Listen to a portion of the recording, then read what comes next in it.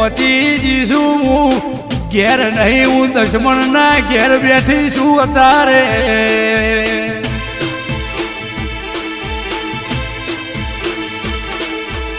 જગતના ભુવાય આવી છી પૂછો પાડી છી પણ કોઈને જડતી નથી એનું ઘર થાક પરુડીએ 4 વાગે ભલ્યા બકરું નાખો